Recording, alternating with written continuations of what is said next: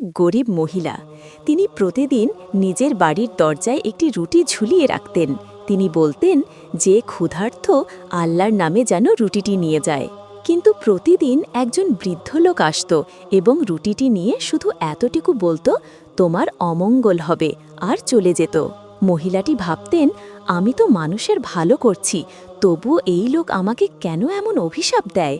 কিন্তু তবুও তিনি তার ভালো কাজ করা থামালেন না। একদিন তার ছেলে, যে রোজগারের সন্ধানে গিয়েছিল এবং দীর্ঘদিন ধরে নিখোঁজ ছিল, হঠাৎ দরজায় এসে দাঁড়ালো। ছেলেটি কাঁদতে কাঁদতে বলল, মা, আমি তো ক্ষুধায় প্রায় মরেই যাচ্ছিলাম। রাস্তায় এক জায়গায় একটি রুটি পেলাম, সেটাই খেয়ে আমার প্রাণ বেঁচেছে। মা সবটা বুঝতে পারলেন।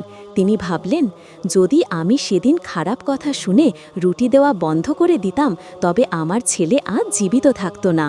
কোরআনে আছে, যে নেক কাজ করবে তা কখনো বৃথা যাবে না।